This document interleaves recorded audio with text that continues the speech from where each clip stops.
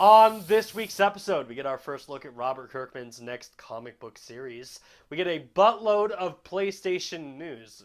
What the heck's a buttload? Doesn't matter. We will learn what a buttload is tonight. If you're a fan of Sega, well, get excited because Sonic the Hedgehog is arriving on the silver screen. And finally, I've got to address this. 2 weeks ago, I kind of buried the hatchet with Nintendo. I wanted to give them a chance. And honestly, I didn't think I would have to talk about Nintendo for another month or 2 months. But literally a week and a half later, and we have this.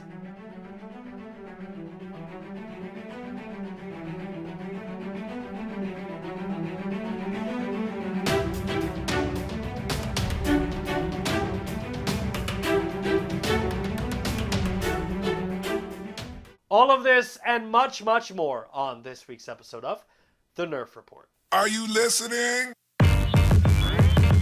Damn.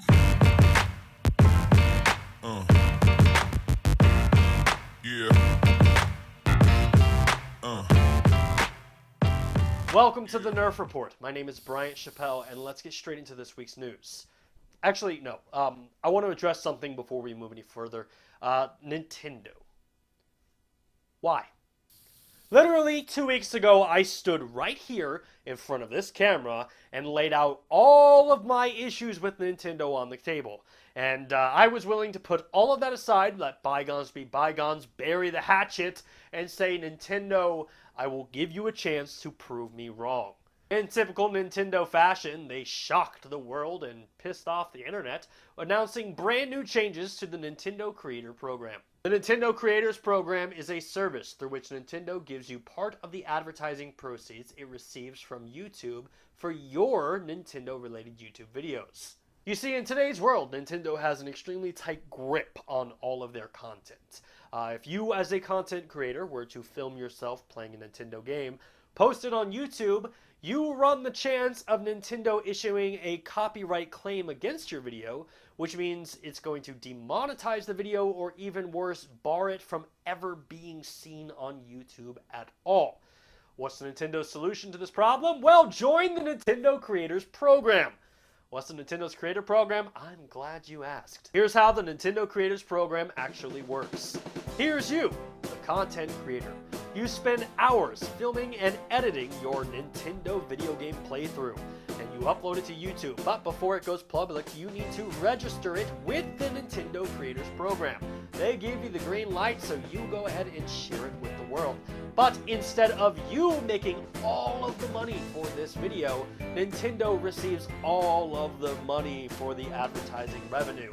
And then Nintendo, it's up to their discretion on how much of a portion you are given. To be completely fair, the terms and conditions on the Nintendo Creators Program says it's a 60-40 split between you and Nintendo, so you kind of have an idea, but also to kind of be a devil's advocate to this, Nintendo could literally change this at any given moment. Just like this week. You see, this week Nintendo unveiled a brand new rule that honestly I can't even justify. Nintendo has officially said that if you are live streaming on YouTube and a member of the Nintendo Creators Program, your videos will be banned. The new rule states live streaming on YouTube falls outside the scope of the Nintendo Creators Program.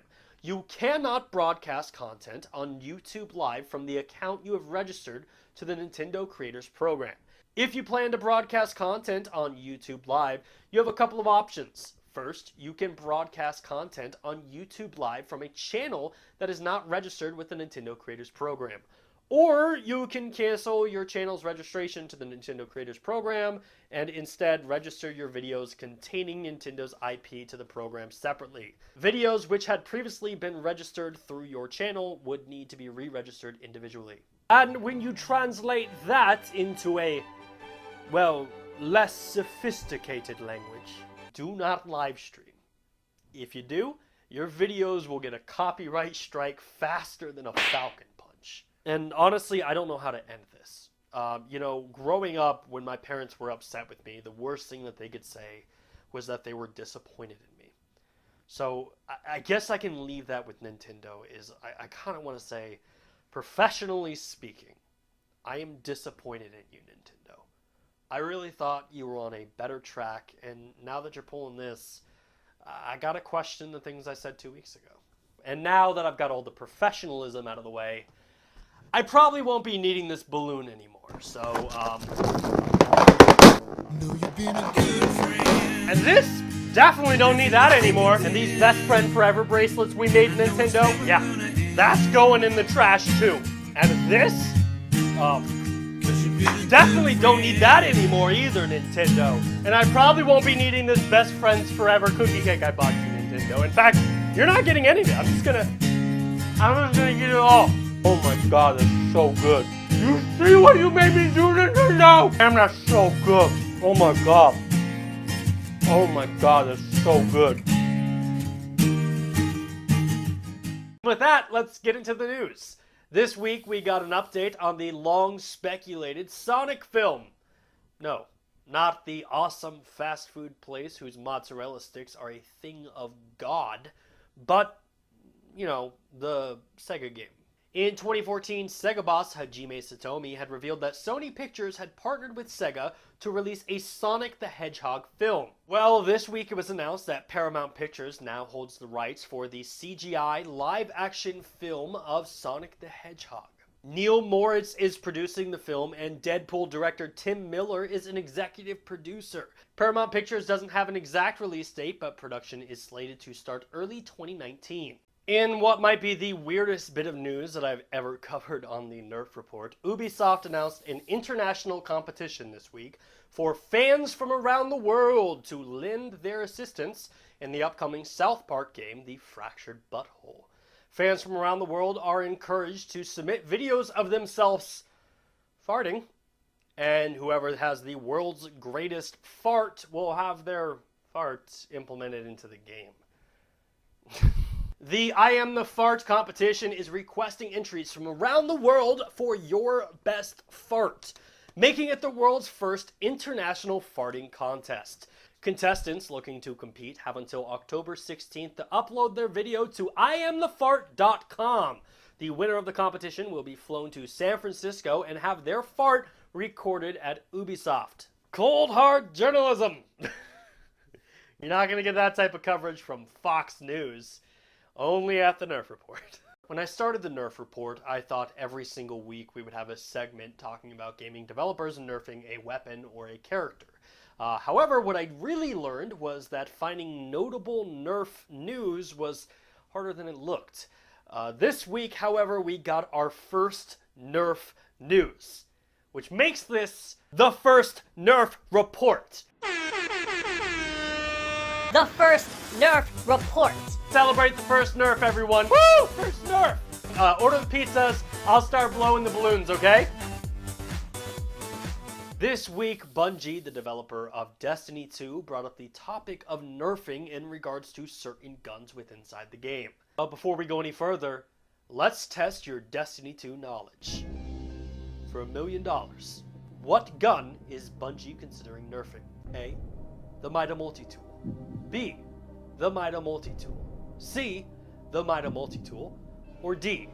Just nerf the damn Mida Multitool already. Well, if you guessed the Mida Multitool, congratulations, you're wrong. Thanks for playing. Because this week, Bungie said that it's not overpowered, it's just overused. What? Yes, Bungie, the Mida Multitool is overused, but it probably has something to do with the fact that it's overpowered. In a quote on Bungie.net, their community manager Cosmos had this to say: "We are aware of Mida Multitool's popularity and are looking at it very closely. It is popular, but according to our data, there are options out there that match or exceed its effectiveness in all activities. Have you found one? It's only the first month of a long adventure. Many players are still gathering weapons for their arsenal, and we have a handful of guns that haven't even hit the game yet. We're excited to see how things evolve. As always, thanks for playing, and keep the feedback rolling in." Wait, so this isn't a Nerf report? To fact check Bungie, I wanted to go to Guardian.gg, which is a website that allows you to track Destiny data. And according to Guardian.gg, during Crucible play, 34.2% of players use the Mida Multitool. The next popular gun is the Vigilance Wing, which is used by 3.2% of the players. So I'm just going to throw this out there, but if 1/3 of the gaming community is using the exact same gun because it's overpowered, and the rest of the community is waiting on these other guns that are supposed to be more powerful, my response to that, Bungie, is give me those guns. Exciting news in the world of comics, the Walking Dead creator Robert Kirkman has debuted his next comic book series. The Oblivion song is set 10 years after a devastating event destroys a major American city. 30 square miles of terrain from another dimension appears in the middle of Philadelphia. With that terrain came foreign ecosystems complete with alien predators, some of them larger than buildings. Nearly 20,000 people died. The story revolves around Nathan Cole, a scientist that discovers a dimensional secret of Oblivion. 30 square miles of Philadelphia have been destroyed, and they are now filled with aliens, monsters, and terrified human survivors. As a fan of Robert Kirkman's The Walking Dead and Invincible, I gotta say I'm really looking forward to this series. Unfortunately, I gotta wait till March 7th of 2018. Kirkman, come on. Hook me up. Sony and PlayStation were in the news a lot this week, and right off the bat they announced some hardware updates to the PlayStation VR headset. The hardware updates include integrated headphones and HD3 pass-through for the external processor. In other Sony news this week, it was announced that Andrew House, the president and chief executive officer of Sony Interactive Entertainment, would be stepping down. Andrew House joined Sony 27 years ago and has worked on every PlayStation since the debut of the PlayStation 1. Andrew House will be stepping down but staying at Sony as a chairman at Sony Interactive Entertainment. John Cadera, the current deputy president of Sony, has already been tapped to replace Andrew House. And as a card-carrying Sony fanboy, I'd like to take a second and pause just to say, Andrew, if you ever see this, thank you for your service at Sony, and thank you for everything that you have done for gamers like me. And for the final PlayStation news of this week, Sony is hinting at some big gaming announcements at its upcoming Paris Games Show. In a tweet, PlayStation Europe advertised the Paris Games Show by saying, "PlayStation Live from Paris Games Week is coming. Tune in for big game announcements and updates on October 30th. The three words, big gaming announcements, has me really intrigued. I want to know what Sony has up their sleeves. This is their first appearance since E3 in June of this year, and they also have PlayStation Experience in California coming up literally in the beginning of December. As someone that is attending PSX in December, PlayStation, please, if you're gonna debut anything about The Last of Us 2, save it for California.